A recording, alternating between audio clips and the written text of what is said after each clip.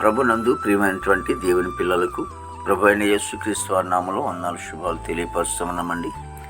మరి దేవాది దేవుని సన్నిధిలో గతించిన దినమంతా కూడా ప్రభు తన కృపా వాత్సల్యంలో భద్రపరిచి క్షేమమును ఆరోగ్యమును ఆయుస్సును గించి మరి నూతన దినాన్ని ప్రభు మనకు అనుగ్రహించారండి. 2026 సంవత్సరము 4వ నెల 18వ దినాన్ని ప్రభు మనకు అనుగ్రహించి మరి ఈరోజు దేవుని వాక్యం, యెహోవా నీ కార్యముల చేత నీవు నన్ను సంతోషపరుచుచున్నావు. కీర్తన గ్రంథము 92వ కీర్తన 4వ శరణమండి. వాక్యం నమ్మదగినది, పూర్ణాంగీకరమునకు యోగ్యమైనది. దేవుని వాక్యం సెలవిస్తూ ఉంది.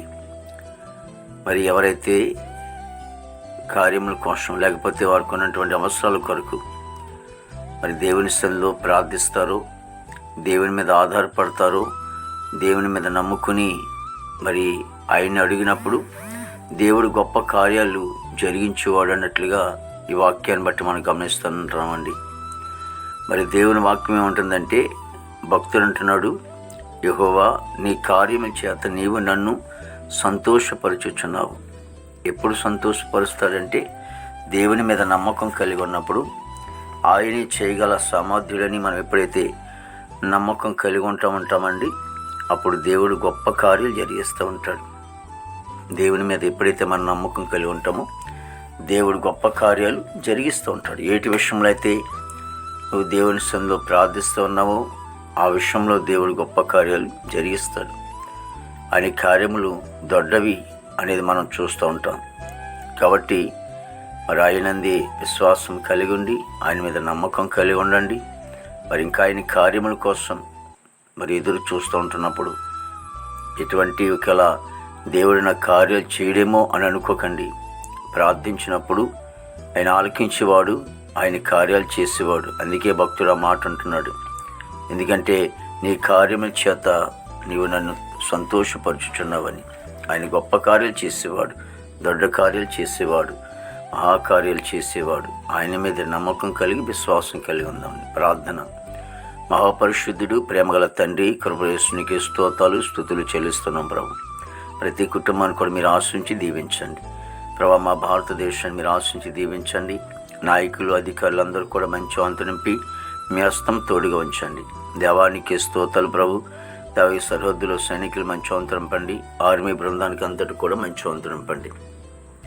నేను ప్రభా యవన బిడ్డలను బట్టి నీ సన్నిధిలో ప్రార్థించమనికి వందాలు అయా. అనేక మంది యవన బిడ్డలు, యువతి యువకులు కూడా ప్రభా చెడు మార్గంలో నడుస్తూ ఉన్నారు.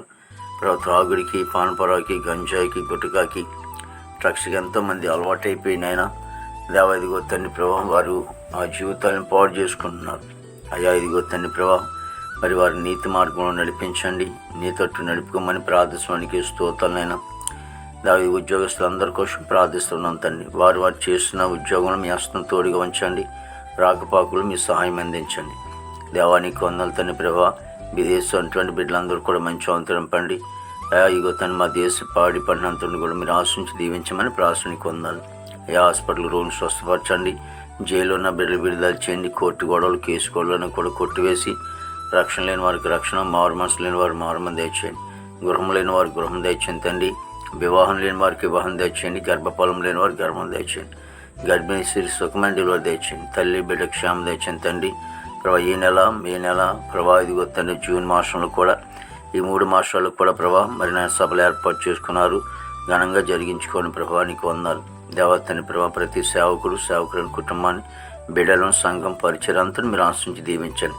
ఈ దినమంతా కొన్ని విశేషమైన కృపతో నింపి నీ నామానికి మాత్రం మహిమ తెచ్చుకోండి. యేసుక్రీస్తు నామమున తండ్రి. ఆమేన్, ఆమేన్, ఆమేన్.